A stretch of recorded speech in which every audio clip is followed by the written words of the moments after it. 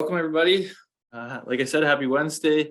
This is a ongoing webinar series that we've been doing the last almost couple of years now. So thanks for joining us. Yeah, we'll jump right in. So just a few things. So typically with our webinars, we do sort of a presentation and then a Q&A. So we'll try and leave some time at the end for Q&A.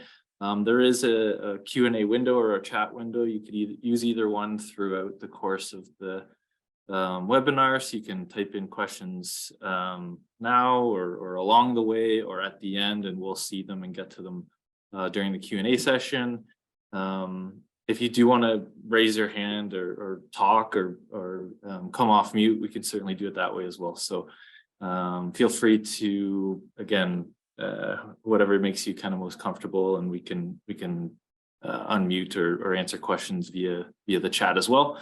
And there were some changes in the PEO peak program recently, but certainly this is something that we have been issuing. We did issue certificates for the last webinar, and we could certainly do it again for this one as well, or the last two webinars. So if you are looking to get a certificate of attendance, feel free to reach out to our email there, and we'll be happy to issue a certificate following the webinar. So just a bit of an agenda for today. So we'll do a quick intro to Civica.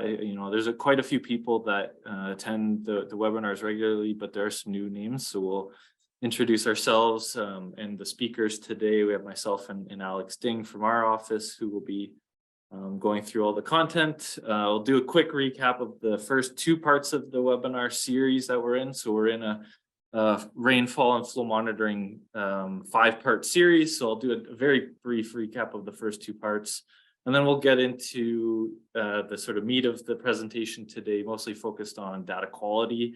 What are the sort of field-based and remote-based activities that you'll typically see from various flow monitoring contractors, including ourselves, when we're doing this type of work. And then a brief sort of intro to some of the analysis tools that we have when we run flow monitoring programs. And then again at the end we'll definitely leave some time at the end for a Q&A. So a little bit about us. So Civica, we have quite a number of senior staff with over 25 years plus experience. We do most of our work in collection systems, specifically a lot of work in the inflow and infiltration space. We do a lot of flow monitoring. We have flow monitors installed all the way down basically Windsor way up to Ottawa and Barrie, Aurelia, so kind of all of southern Ontario right now in terms of where we're doing a lot of our flow monitoring. We have our equipment that we can enter sewers. We have a few pictures here of our CCTV equipment, our flushing truck, and then some of our staff in a maintenance hole doing some remediation work. So from an asset management perspective, inspecting and doing condition assessments on assets, as well as we do a lot of modeling. So we're involved with master plans, downstream capacity assessments, things like that, in terms of modeling and looking out in the sort of future horizons as to what needs to happen from a infrastructure planning perspective. We've worked on quite a few basement and surface flood studies, a lot of the City of Toronto basement flood studies as an example. And then we have a whole group dedicated to water resources engineering as well. So a little bit about our speakers. So for those of you that maybe don't know me as well, my name is Matt Malone. I'm a project manager and the VP of Business Development at Civica. So I've kind of been in the space for the last eight or so years, working on the various projects that I mentioned before. And I do have a bit of experience both on the municipal side and on the consulting side. Maybe Alex, I'll just pass it over to you for a quick second so you can do an intro as well. Sure. Good afternoon, everyone. My name is Alex Ding. I'm the VP of Operations at Civica. I've been with Civica for almost 8 years. I've been working on different projects on flow monitoring, modeling, master planning, I&I type of projects. So very happy to have this opportunity to share some of our experience as well as technologies on flow monitoring with focus on the data. Awesome. All right, thanks, Alex. So where we're at in the series, so as I mentioned, this is a 5-part flow monitoring series. We did the first 2 parts. If you haven't, caught them, if you want to go check them out, you can look on our website as well as our YouTube channel. They're all uploaded there. So if you do want to, catch up and look and see what you missed, if you weren't able to attend, feel free to do so. Today, we're going to, again, focus mostly on data quality, some of the activities that we do to ensure that we're getting good quality data for ourselves and for our clients, and talk about sort of a very brief intro to some of the analysis that's done on that data. And then for the next 2 parts, we'll get more probably into, digging deeper into the analysis when we look at, flow monitoring and its role in I&I studies. And then ultimately the last part will be sort of on that modeling. How do we utilize that data to do modeling and incorporate that data into the models of our collection systems? So that's sort of a preview for the next couple parts of this series. So again, a quick recap for part 1. So the very first one we did was on sort of the who, what, where, why, when, and how of flow and rainfall monitoring. So we kind of, from a pretty high level, just talked about the various aspects of what these programs are.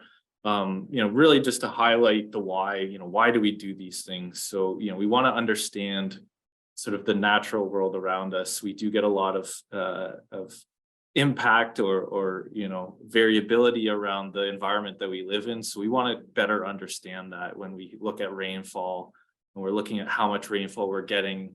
Obviously, most of the systems, or pretty much all of the systems in Southern Ontario, when we look at collection systems, today we'll focus mostly on wastewater systems, is that there is an impact of rainfall, snow melt, groundwater on these systems. So first thing we need to do is kind of understand what that natural phenomena is and how do we characterize it. Once we do that, we assess these systems. So our infrastructure, our collection systems, how are they performing against maybe how they were designed or how we expect them to perform? And then how do we plan? How do we, make sure that we manage these existing systems better? When we talk about master planning and growth, how do we accommodate that growth? There's a big push, everybody knows, in Ontario now, to build more homes, and how do we accommodate that with the infrastructure that we have in the ground, and how, potentially building more into the future. And then also, adapt to changes in climate. There's a lot of research going on about how storms are going to get bigger, and how do we make sure that the impacts of those things are mitigated as much as possible. So that was a sort of a very brief recap of the first part. And then the second part we had about a month ago. We had 2 expert speakers in, and we had Scott Brown from Hoskins Scientific, and I see Scott's here today. So shout out to Scott, and thanks again for doing that. So we had 2 presentations, again, one from Scott, mostly focused on rainfall equipment, the various products that Hoskin has, and just talking more generally about how you sort of effectively operate and maintain a rainfall monitoring program. And then we also had Dave Walker in from Detectronic out of the UK, when they have their own products, most specifically around flow monitoring. And again, how do you sort of maintain and operate a small program up to, Dave eventually got into a program that had thousands of sensors and thousands of points where they're monitoring flow and levels. So again, if you haven't seen those webinars, or if you want to check them out, again, check out our website, and also on our YouTube, you can find those pretty easily. Okay, so we'll jump into the reason we're here today is to talk about data quality, ensuring good data quality from these programs. So I'm going to talk a little bit about the field activities, and then I'll pass it over to Alex, who will talk more about sort of the in-house remote activities, the post-processing and things that we look at to ensure that we are getting good quality data and we can report on the quality of the data to ourselves and to our clients. So I'll jump in and talk about some of the field-based activities. And really for us, I mean, this might be the most important aspect of getting good quality data is site selection. So where are we choosing to install this equipment? Some of the key considerations, and I highlight and kind of bold the top one, is purpose. You know, what is the purpose? What is the ultimate sort of end goal? What are we trying to get out of this data? And I think that's a very key consideration that needs to, you know, again, at the top of the list of things that we want to consider when we're selecting sites and the type of equipment we're putting in is, what are we trying to get out of this? You know, there may be sites where you're trying to develop, you know, dry weather flow and wet weather flow patterns and ultimately plugging that data into a model. Or you may be looking at, you know, just elevated flows. We want to see where there may be high INI, maybe it's a level only type of situation, or you're looking at a location that has a SSO or a CSO structure. So level is more important. And so there's various reasons that we do flow monitoring programs, and ultimately the purpose of what you're trying to achieve at the end of the day is key in determining what sites we ultimately put this equipment and what type of equipment we put in there. You know, safety kind of goes without saying. There are locations where, you know, maybe it's in the middle of an intersection or in a hard to access location. You know, there may be other very suitable options that get you pretty much the same data quality that we may recommend if possible. So, you know, going into these sites, making sure that they're safe, you know, for our staff and for everybody working on the project is definitely key.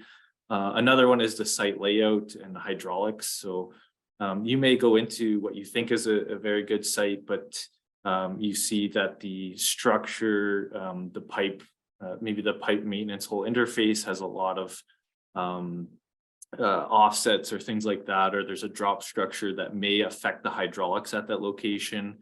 A lot of inlets, you know, wonky outlets, things like that. I mean, I imagine most people have seen some pretty crazy underground setups in some of these maintenance holes where it's not exactly according to the drawings. So understanding that, you know, the best sort of hydraulic locations, if you can get locations where you have nice sort of smooth laminar flow, is the best for getting good quality data. So that's something when you're assessing sites that we definitely want to take in consideration. The ease of installation, you know, again, going back to kind of safety, we've done installations that are in 3 meter deep maintenance holes up to, you know, 10 meter. And how do we get into these locations? What type of equipment are we putting in to make sure that it is, you know, as easy as possible? Are there potential debris or ragging or maintenance issues that we may see? You know, if you do see a lot of silt buildup, or if you see there's a lot of chunks of debris in there, it may be indicative of a place where you may not want to put your expensive equipment. How long you're monitoring for, and the range of values. So if you're expecting a site in a lot of locations in the projects we do have very high wet weather flow response. So if you're putting in a sensor that's only measuring, you know, 30 centimeters of flow, you may need to kind of rethink the equipment that you're putting in if you do expect, you know, a couple meters of surcharging, or if you do have a CSO or SSO at that location and you do expect overflows. It just depends on what the site kind of specific characteristics are that you adjust, you know, again, what you're installing and the methodology that you're using to install that equipment. Some of the things that we want to do on site, you know, so simple stuff to operate and maintain this equipment, you know, check your battery levels.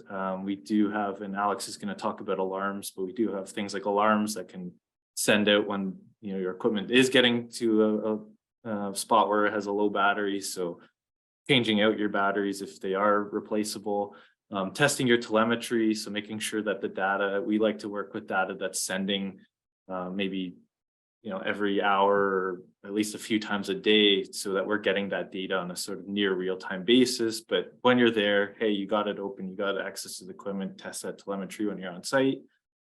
Cleaning any sort of logging equipment. So you can see in the picture, this is the logger for one of the Detectronic units.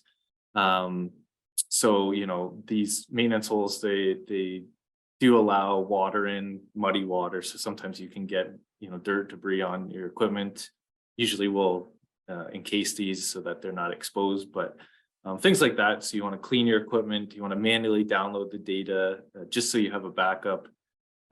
Check your flow conditions. We typically take, you know, pictures and videos every time we're at a site of the flow to note any sort of major changes that are apparent in the flow. You know, big increases in flow, or if there's, you know, an upstream blockage or a downstream blockage causing, you know, elevated levels, things like that, that we just want to keep on top of to make sure that we're noting any kind of major changes in the flow condition at a site. Air quality, I mean, every time we're entering a confined space, we have to test the air for, you know, oxygen, H2S, other, you know, explosive gases. So things like that, that we're constantly checking those to make sure that it is a safe site to access. Dirt and debris, if there's, you know, inflow or contact sensors, sometimes you do get a bit of debris caught on them. So making sure that we're cleaning that off. If it is a pressure sensor, they usually have a desiccant tube, so it needs to be normalized to sort of ambient air pressure. So if there is water in there, it does mess with your pressure readings. So making sure you're replacing desiccant, and finally the spot check measurements, which is really kind of a site calibration and spot checking that you're doing. So whenever go to a site, when we have a flow meter installed, we're making sure that we are getting those readings from the logger, but also checking them against what we can measure when we're on site. So typically we'll take depth measurements and we'll take that at the location where the sensor is measuring depth, so we can compare our sort of manual measurements against what the logger or the sensor is reading at that point. We try and take at least 5 to 10 different measurements at that point. You know, if you've been in a sewer, typically the flow is not perfectly flat and level, so you do get some variation around the average. So trying to take at least a number of readings, and hopefully it's all within a sort of acceptable range, and using the average to compare against what your sensor is telling you at that time. And then a velocity measurement. So this is one of our field staff. This is actually from this morning.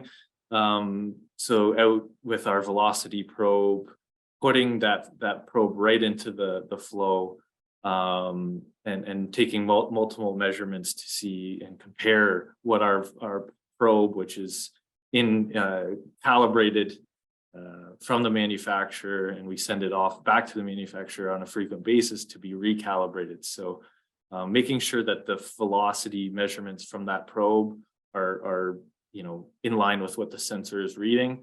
And again, depending on how big the pipes are, you may want to measure across different points along that flow profile. If it's a small pipe, you know, it's difficult to take sort of panel measurements across the flow. But if you do have a larger, you know, 450, 600, 1.2 meter size pipe, then you definitely want to take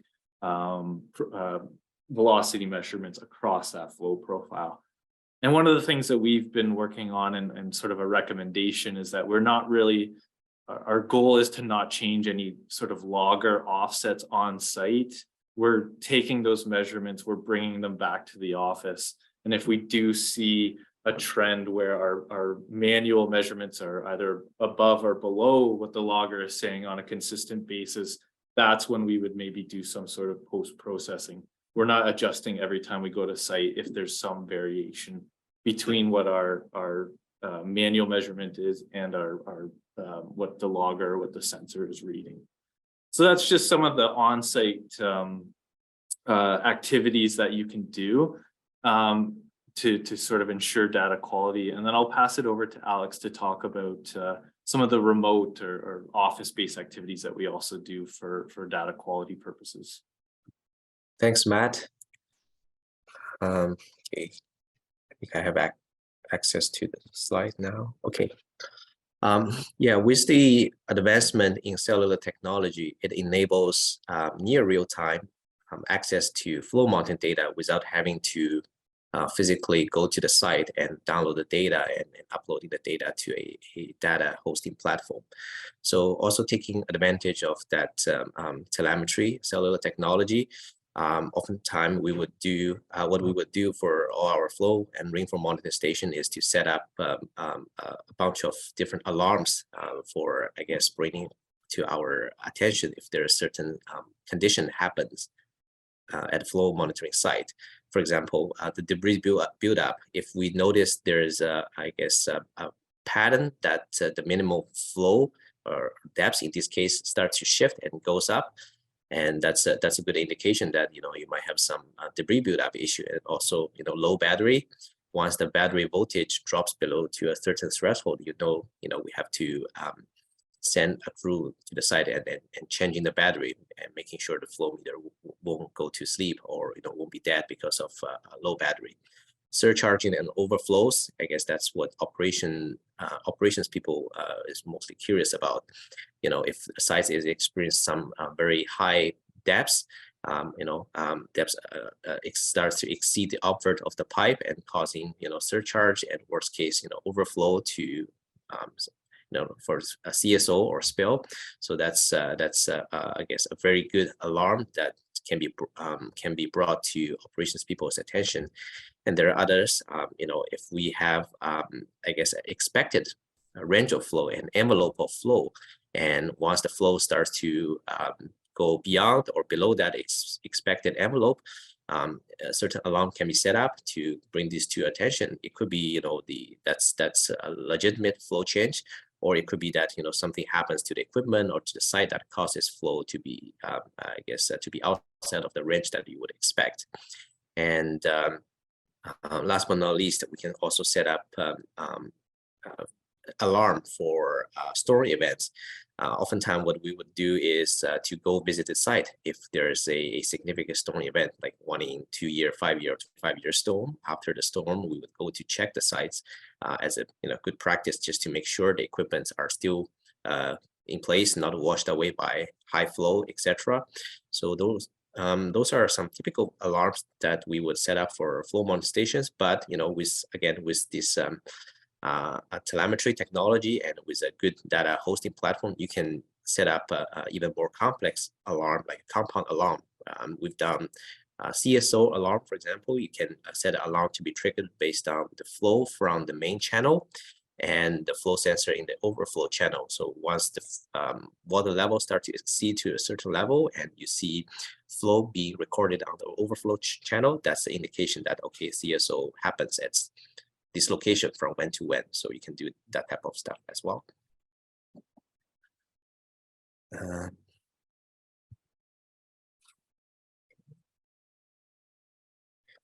All right, when it comes to data QA/QC, we have a few categories. Actually, we have a quantitative matrix that we oftentimes apply to our flow monitoring projects.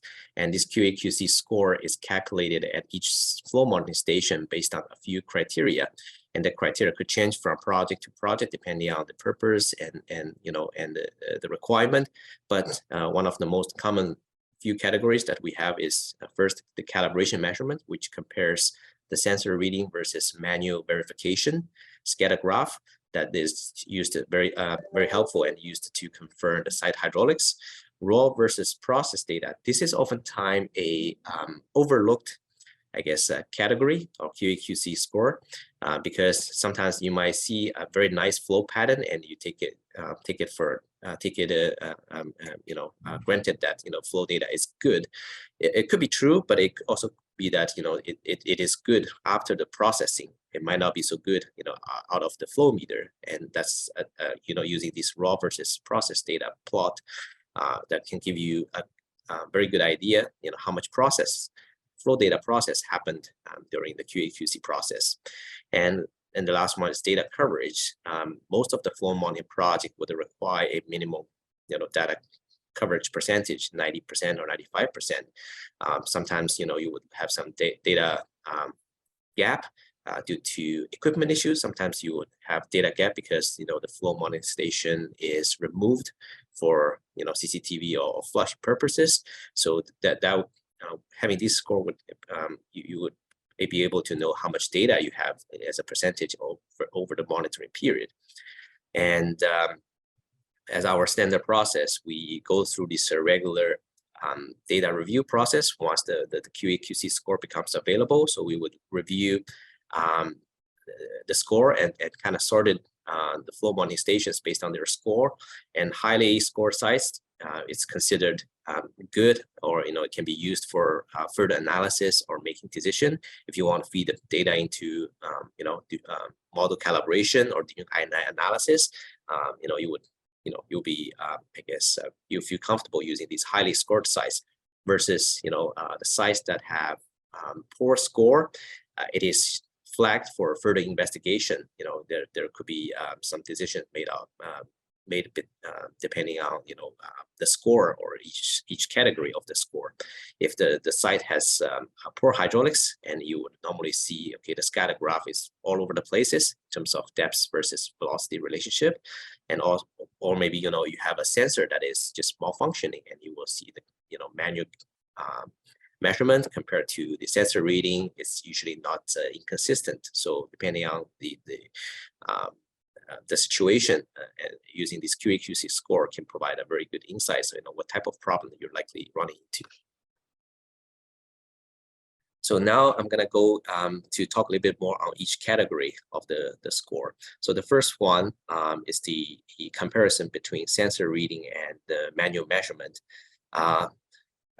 This because we do a lot of I guess flow monitoring in wastewater, and it's open channel flow monitoring. So depending on the hydraulics and depending on the condition of sensor, sometimes you will find the sensor is very susceptible to drift, and you would identify that through taking a manual measurement and compare it against the sensor reading from the logger.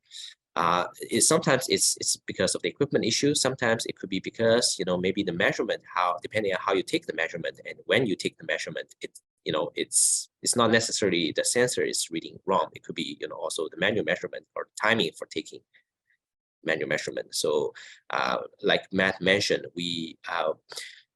it's not a good practice to change the sensor setting on site to apply an offset to manually force the sensor to match what the manual measurement tells.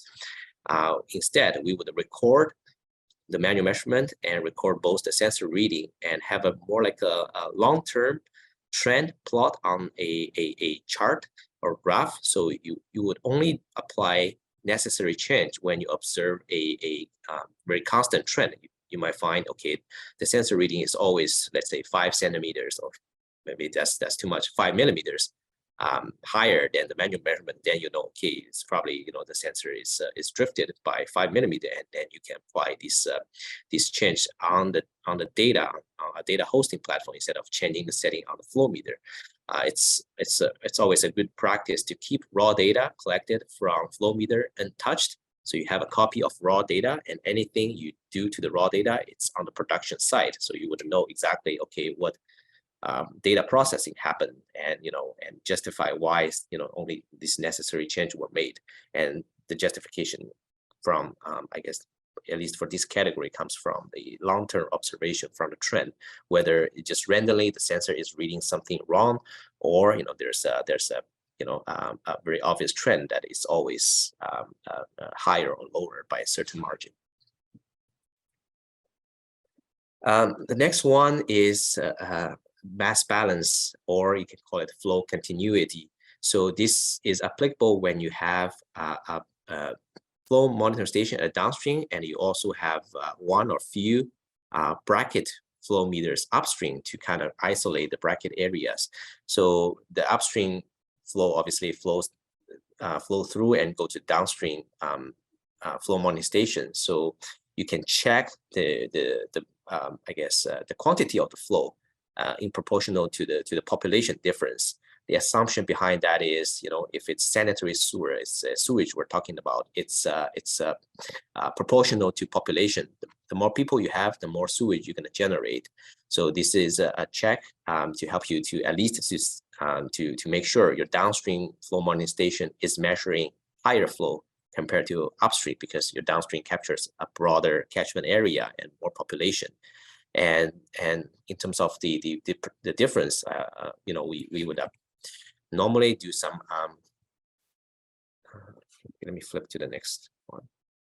We would normally do a calculation based on the population difference. Let's say, you know, your downstream flow monitoring station has a overall population of 10,000 people, and your upstream bracket station had 5,000 people. So it's half of downstream. So you would expect your upstream flow is probably, you know, 50% plus or minus 10% in that range compared to your downstream flow. That's just a very, I guess, a rough check to make sure at least, you know, the magnitude of flow is in agreement with the population difference when it comes to wastewater or sewage in that case, because it's population driven. And this score is not so applicable when you only have one flow monitoring stations and there's no upstream flow monitoring stations, because in that case you have nothing to compare.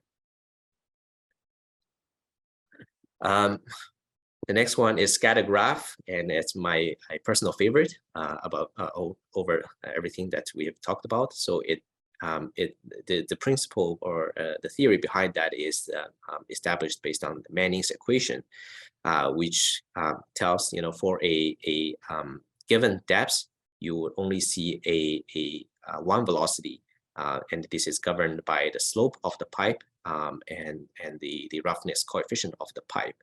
So with that I guess theory behind that, so what we would do is we would plot the measured flow data. Each dots here, you see these blue dots represents one flow monitoring I guess data, one flow data, and you would compare the pattern of the collected flow monitoring data to a determined relationship, Manning's equation in this case. And the closer these dots are concentrated around this line, and Manning's equation line, the better the hydraulics is, because, you know, it is in agreement that, you know, for a given depth, you only see theoretically you only see one velocity, but in reality, you know, hydraulics is not always laminar, and you have a little bit of error here and there in sensor readings. So, but these guess points, if it's in good hydraulic condition, they should be very close to the line governed by Manning's equation. That's the theory behind that. So to be able to, I guess, put a score, quantifiable score, we would use the R square to represent how close the relationship is in comparison to a equation. So normally, if a R square value is somewhere in between 0.5 to 0.7, it is considered acceptable in terms of site hydraulics. And in some very good sites, you would see like R square is greater than 0.8 or 0.9. So that's a very exceptional flow monitoring site for you oftentimes, I guess most of the time, you would see laminar flow in those sites. But one thing to be careful here, sometimes you would see this data almost looks too good to be true. If you have a size that has like a very, very high R square value, 0.9, 0.95, 0.99, it's a good indication that this is probably not the data right out of the flow meter, because in reality, you know, you're gonna see variation and the relationship is not gonna be that close. So, you know, it could be that, you know, the data is processed to follow a certain trend, but it's not necessary that it's measured to be that way. That's just something to be aware of. And obviously, if you see the points, measure the points are all over the places, and you end up having a very low R square value, that's a good indication that, you know, the flow monitoring condition is in terms of hydraulics is not very ideal for the purpose of monitoring, or not very ideal for using certain flow monitoring technology like area velocity meter, because you need both depth and velocity to be able to get the flow measurements in that case. So this is an example of the scatter graph application. In this case, you know, this is a screenshot that we took from our data current, and that's our flow monitoring data hosted platform with some analysis tool, one of which is scatter plot. The way we do scatter graph, we have, I guess, 3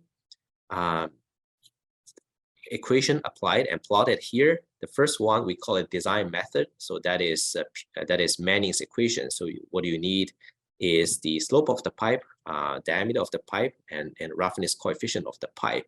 And what we found oftentimes is, almost 90% of the case, your measured data does not follow theoretical Manning's equation or design equation.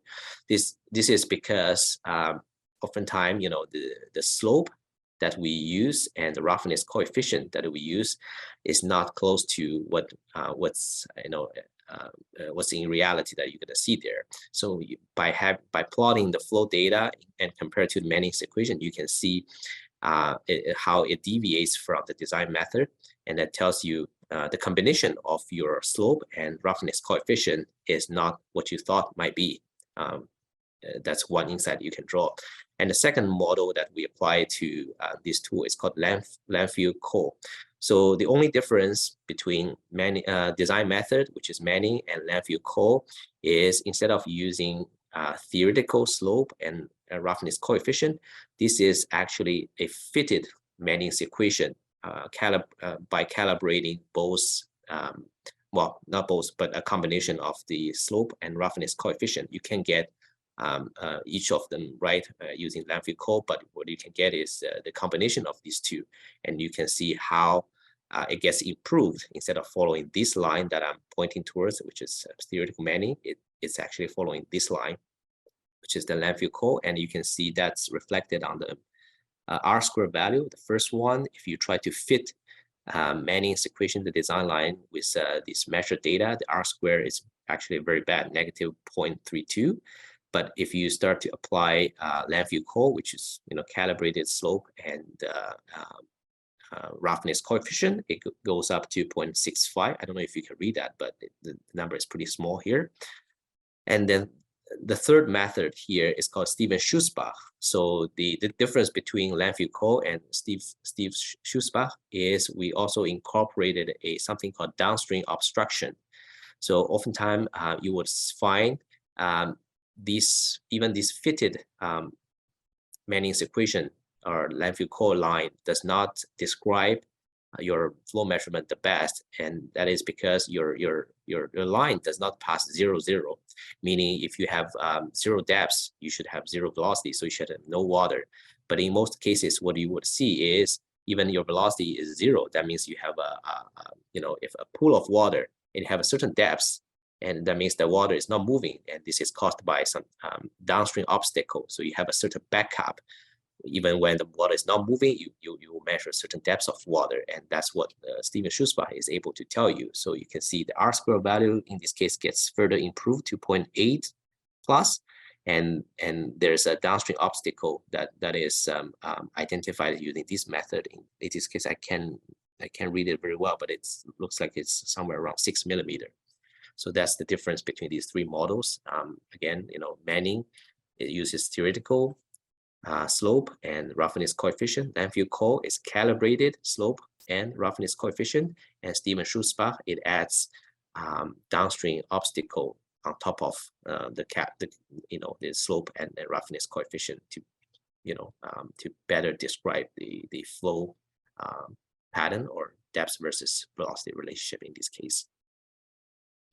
And what you can also get from a scatter graph is the flow regime, meaning whether your flow measurement condition is subcritical, transitional, supercritical. What you want to avoid running into is the transitional condition, meaning if your flow is transitioning from supercritical to subcritical, oftentimes you will see hydraulic jump, and hydraulic jump is not very good for flow monitoring. You're not going to measure a very accurate data when you have those type of hydraulic conditions. So we have covered that.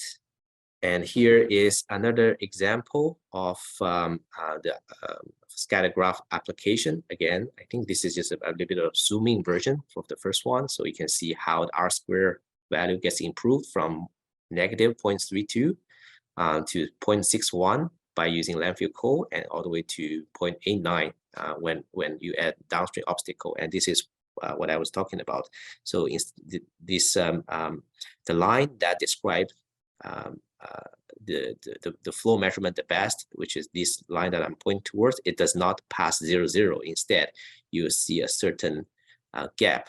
And when you have zero velocity, which is what the x-axis is, you have certain depths of flow. This is, in this case, is 16 millimeter. That's the backwater or standing water caused by downstream obstacle.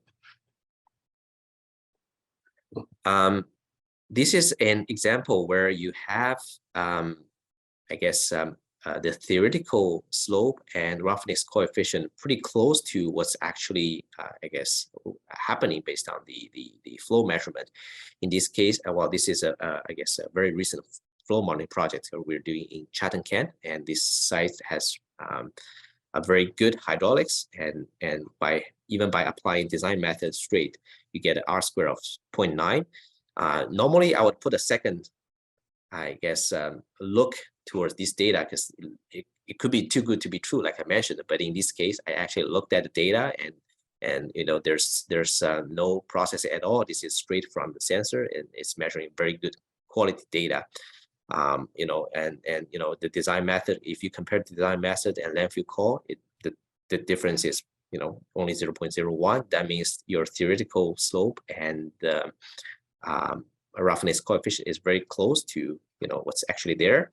And even by incorporating the downstream obstacle using Stevens-Schutzbach, the downstream obstacle is only, you know, 0.02 meter in this case, so 2 centimeters, and it further improves the R-square from 0.91 to 0.96. I would call it perfect, although you see some outliers here and there. It could be because of you know, sensor drift or some weird hydraulics happen from time to time. But overall, see, the majority of the points are very close to the relationship that is governed by all three models. So this is a almost perfect hydraulic condition, and you can tell from the scatter graph.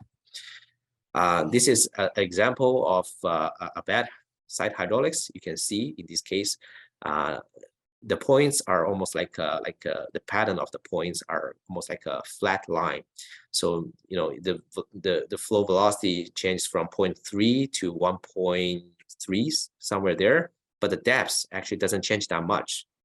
So that means, you know, this site in terms of flow hydraulics is not very ideal, and even by applying these three models, design method, landfill coal, Stevens-Schutzbach, none of this model is able to describe the observed data very well. So it's minus 2.2 R-square in terms of R-square, 2.1, and then 0.1, you know, for Stevens-Schutzbach. So the conclusion that can be drawn from just looking at the scatter graph here is this site is not having the best hydraulics, and some, you know, it needs to be flagged and checked to see if you know, if it's caused by the site or it's caused by the equipment, or, you know, maybe just this site is just not good for flow monitoring and needs to be relocated to an alternative location.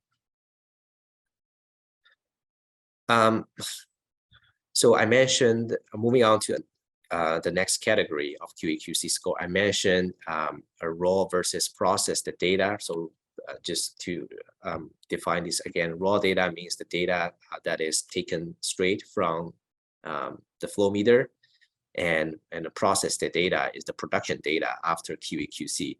They can be the same if there's, I guess, if there's no need to change the raw data, the data is considered to be good, they can be the same, that's fine. But oftentimes you'll find the processed data or production data is slightly or dramatically different than the raw data if there is a certain, I guess, a QA/QC or data editing happens after the data is collected.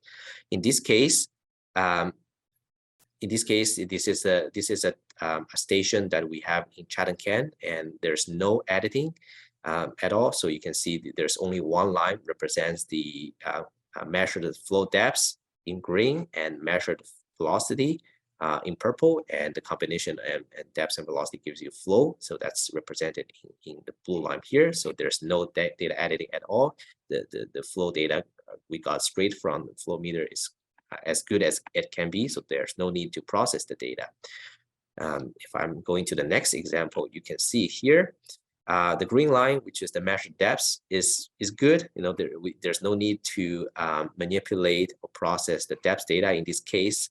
However, when you take a look at the velocity data and the the lighter purple color is the raw data taken straight from the flow meter, and the more darker or solid purple color is the processed data.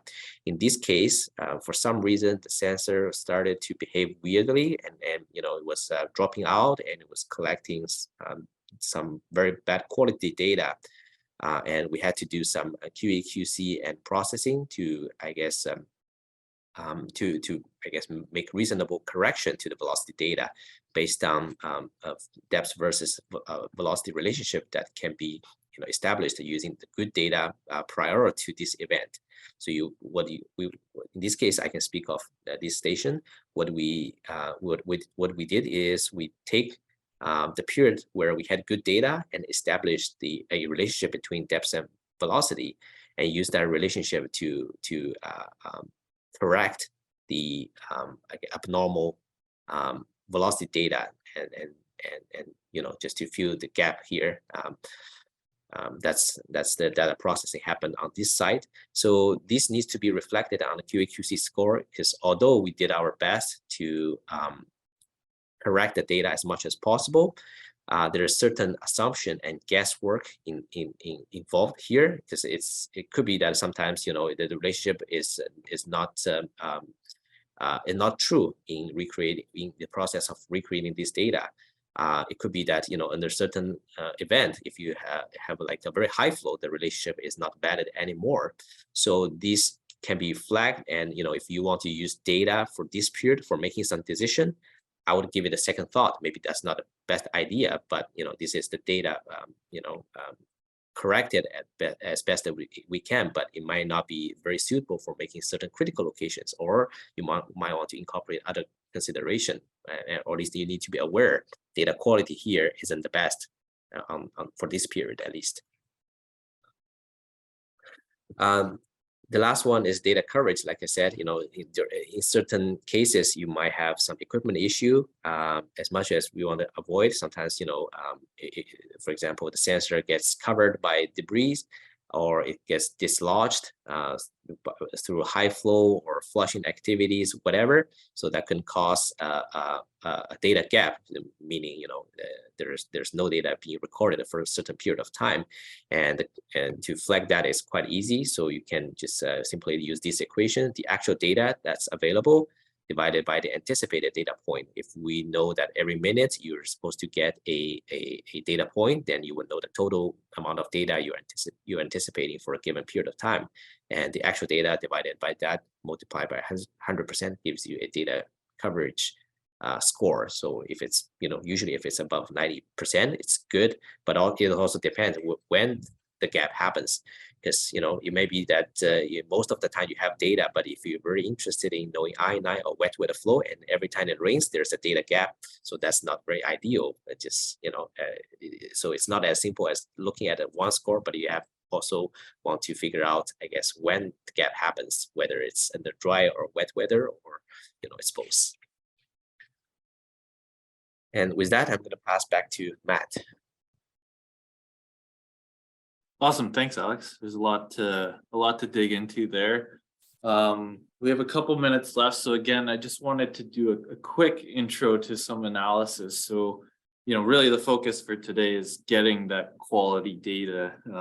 We typically don't want to move into this analysis phase until we're confident with, those sites that we would deem to be higher quality, because this is where we're starting to make decisions and analyze and compare different sites. So, obviously don't want to put the cart before the horse. We want to make sure that there's that quality data there, and then we get into the analysis stuff.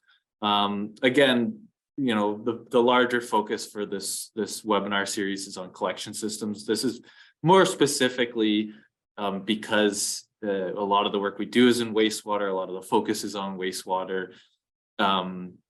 and you don't really typically do a dry weather flow pattern for a storm sewer system, but some of these applications or analyses can be applied across different applications. But I'll touch on a couple here, again, mostly focused on wastewater systems, and then we'll wrap up and do some Q&A. So this is sort of your typical dry weather flow analysis that you may do.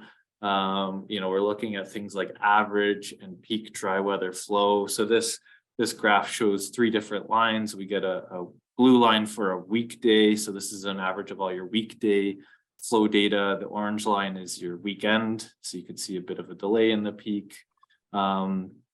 This is midnight all the way to midnight. So you get low flows 2, 3, 4, 5 a.m., peaking around 8 a.m.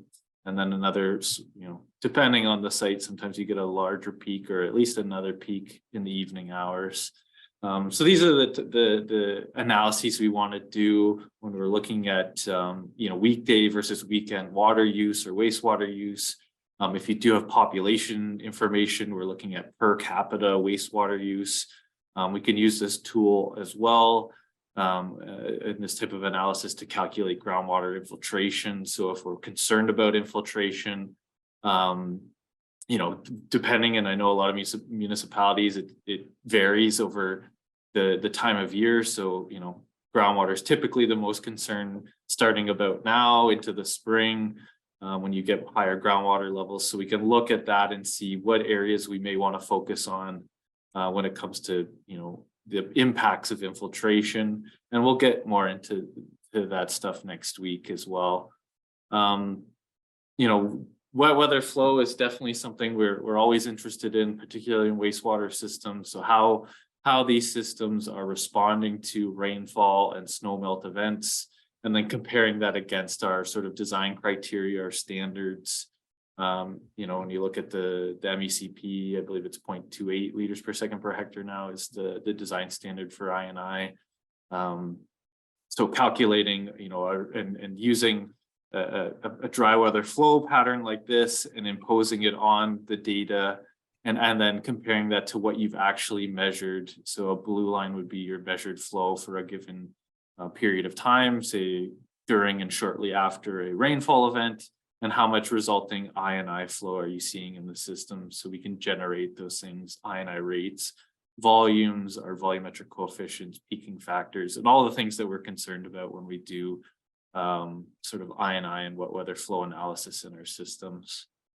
And then finally, taking a look across your entire system and trying to compare between sites, and also what's going to happen in some of your larger design storms. So we typically collect a lot of rainfall events that are in smaller sort of intensity and duration than a 25-year storm.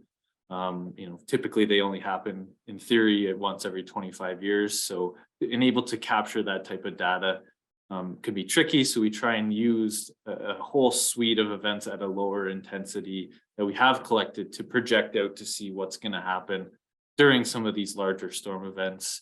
And then we also use this type of analysis to compare between different sites, because you may work in a jurisdiction that's very large, and a storm that hits at one part of a city or a municipality may not actually hit another part of the city.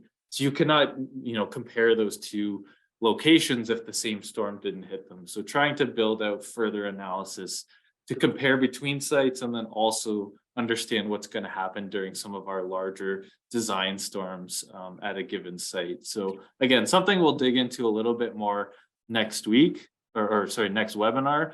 But definitely just wanted to introduce that today and give a sense of where we're going with some of this analysis.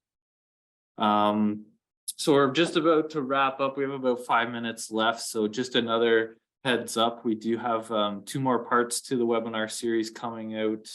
Part 4 will be probably end of April.